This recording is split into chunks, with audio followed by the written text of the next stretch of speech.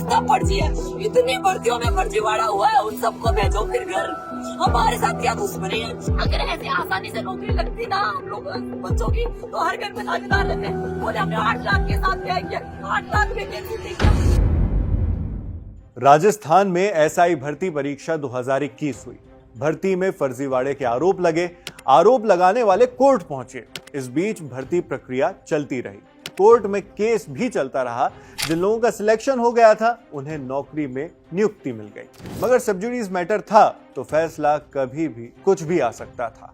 जब फैसला आया तो चीजें और पेचीदा हो गईं। अदालत ने अपने फैसले में भर्तियों को रद्द कर दिया। अब इस फैसले के बाद लोग बंट चुके थे। एक तरफ वो लोग थे जो फैसले से खुश थे, जिन लोगों ने अदालत का दरवाजा खटखटाया था, जिन्होंने फर्जीवाड़े के आरोप लगाए थे। जबकि दूसरी तरफ वो लोग हैं जो परीक्षा क्लियर करके अपॉइंटमेंट पा चुके थे, ट्रेनिंग पूरी कर चुके थे।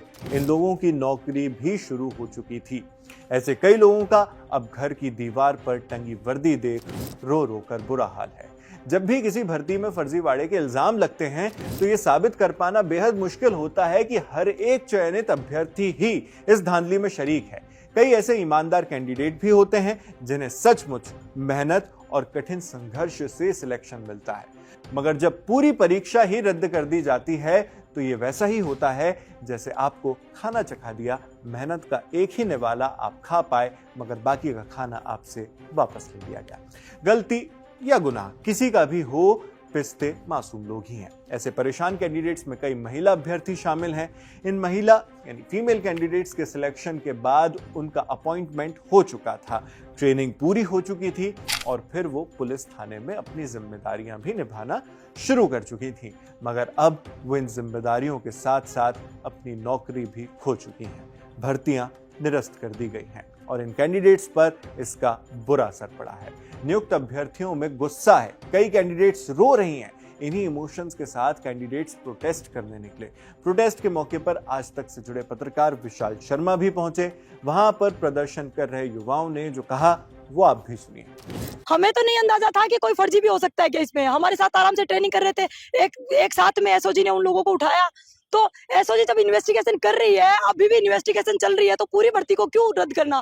क्योंकि 523 लोग तो हम ऐसे हैं जो पहले से दूसरी नौकरी छोड़ के आए और अधिकतर ऐसे जिनका एसआई के साथ साथ सेकंड ग्रेड में लेक्चरर तक में सिलेक्शन हुआ है, आरएस एलाइड छोड़ के हमारे साथ है, उन लोगों का क्या होगा? और मैं जब 8-9 साल से इस एग्जाम की तैयारी कर रही हूँ, क्या गारंटी है कि अगले वाले कंपटीशन में मैं पास हो ही जाऊंगी? अरे सब फर्जी है तो वो 523 की 2-2, 3-3 नौकरियां कैसे लगी? 859 तो वैकेंसी थी, 523 तो ऐसे जो 2-2, 3-3 में सिलेक्ट हुए। हमारे मौलिक अधिकार नहीं है क्या? हमारे मौलिक अधिकार मर थोड़े ना गए, हम भी इंसान है, हमारे में ना तो भावनाएं नहीं है क्या? तो और 17 सेकंड का फिजिकल होता है। बहुत सारी लड़कियां हमारे साथ ऐसी हैं, मान लो मेरे में फिजिकल कैपेसिटी आज भी वैसी है, मैं फिजिकल पास कर लूंगी। मेरे साथ की ईमानदारी से चयनित लड़कियां तलाकशुदा है, विधवा कैटेगरी से है, उनकी बेटियां इतनी बड़ी बड़ी होगी, वो अपने बच्चों को पढ़ाएंगी कि खुद पढ़ेंगी? सबसे बड़ी विडंबना तो यह है कि हम सही हो के लोग हमें ऐसे देखते कि ये तो फर्जी है। कौन जो है मजाक उड़ाते हैं, खुद के कांस्टेबल है ना इस भर्ती के, हम थानेदार के लायक थे इसलिए हम थानेदार बने। कांस्टेबल भी हमें बोलते ओ फर्जी वाले बैच क्यों? बताओ हमारा कोई भावनाएं नहीं है क्या? लोकतंत्र मर गया क्या? हमें ऐसे बोल देते हैं तुम लोग फर्जी बैच के हो। क्यों भाई? हम तो 2-2 बार सेलेक्ट हुए, हम कैसे हो सकते हैं फर्जी? तुम लोगों को दिखाई नहीं देता? एक महिला ऐसी भी हैं जो 2010 से इस भर्ती परीक्षा की तैयारी कर रही थी। अब उनको 15 साल बीत चुके हैं। 15 सालों में तीसरी बार इंटरव्यू तक जाने के बाद उनका सिलेक्शन हुआ। वो बताती हैं कि बहुत से मेंटल प्रेशर झेलने के बाद इस तरह शुरू हो चुकी नौकरी को खो देना उन्हें अधर में छोड़ रहा है। कोई साथ देने वाला नहीं है। अब समाज भी उन्हें हीन भावना से देखता है। उस पूरी जाति में मैं अकेली लड़की सेलेक्ट हुई। पूरी जाति वाले जब मैं सेलेक्ट हुई थी, पूरी जाति वाले आए थे। अब वो समाज मुझे किस नजरिए से देखेगा? अब सब यही कहेंगे बैठ गई घर पे। वो समाज के अंदर जो समाज मेरा स्वागत कर रहा था, वही समाज आज मुझे हीन दृष्टि से देख रहा है। और ये किसकी वजह से देख रहा है? ये इसमें मेरी क्या गलती है? आप ये बताइए। मैंने तो अपनी मेहनत की थी, पूरी मेहनत से सिलेक्ट हुई थी ना मैं, पर आज मेरी मेहनत का कोई मोल ही नहीं है। मेरे साथ क्या अन्याय हो रहा है? मैं कैसे कह दूं कि इंसान के मौलिक अधिकार होते हैं, अनुच्छेद 21 होता है, 16 होता है, 14 होता है, कहाँ है वो? 859 में से हर एक को क्यों नहीं छाट पा रही है एसओजी?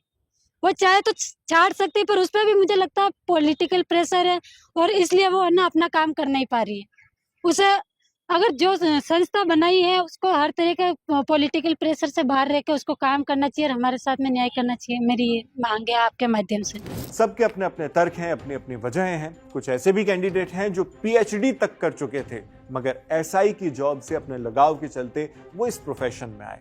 कुछ लोग कर्ज में भी जा चुके हैं। मैं खुद इस एग्जाम में सेलेक्ट होने से पहले पीएचडी कर रही थी।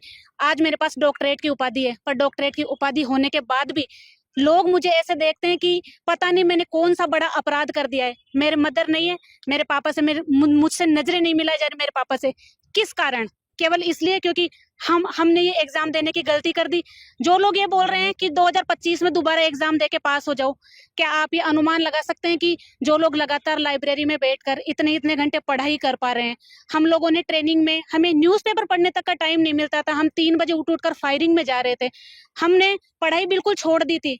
आज 2025 में आने के बाद में जब हमारी करती हुई नौकरी को इन्होंने छीन लिया है, क्या आप अनुमान लगा सकते हैं कि हम पढ़ सकते हैं? इस सब इंस्पेक्टर के दम पर लोन लिए हैं। बहुत सारे ऐसे साथी है हमारे जो बहुत गरीब परिवार से आए हैं, उन्होंने लोन लिए। मेरा एक साथी ऐसा है जिसका छप्पर का घर था, आज उसने लोन लेकर अपना घर बनवाने की कोशिश की है, आज उसकी छत नहीं डली है। उस पर क्या गुजर रहे हो? क्या वो ये इस कंडीशन के साथ में अपने आगे की जिंदगी को चला सकता है?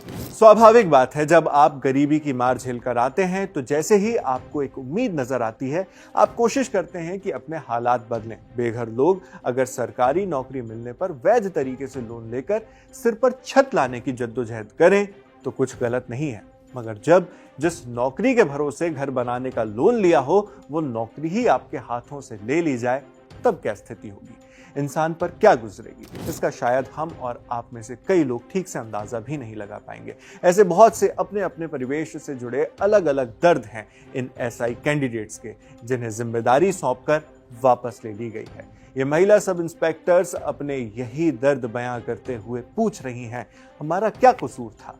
हमने मेहनत की, ईमानदारी से परीक्षा दी, ट्रेनिंग पूरी की और अब सेवा में हैं। फिर अचानक भर्ती रद्द होने का क्या मतलब? एक महिला ऐसा ही कहती हैं, घर की दीवार पर लटकी वर्दी को देख रो रो कर बुरा हाल है। भर्तियों और उनके रद्द होने पर पॉलिटिक्स होने के भी बहुत से इल्जाम लगाए जा रहे हैं। क्या पक्ष, क्या विपक्ष और क्या निर्दलीय, सबसे सवाल है। एक महिला अपॉइंटेड कैंडिडेट ने मांग करते हुए पूछा है कि भ्रष्टाचारियों और गड़बड़ी करने वालों पर कार्रवाई होनी चाहिए, न कि मेहनत से पास हुए उम्मीदवारों पर। हमें ही कटघरे में क्यों खड़ा किया जा रहा है? सवाल वाजिब है। कुछ और वाजिब सवाल ये भी उठते हैं कि क्या जो सरकार इस भर्ती के लिए जिम्मेदार है, उसकी ये भी जिम्मेदारी नहीं है कि वो उन कैंडिडेट्स और उन्हें जाली तरीके से सिलेक्शन दिलाने वाले हर एक शख्स को पकड़े? क्या ये पूरे न्याय यानी कंप्लीट जस्टिस के लिए जरूरी नहीं है कि जिन अभ्यर्थियों ने कड़ी मेहनत करके ये नौकरी हासिल की है, उन्हें अपनी नौकरी न खोनी पड़े? क्या सरकार की जिम्मेदारी इन सारी ही भर्तियों को निरस्त करके पूरी हो जाएगी?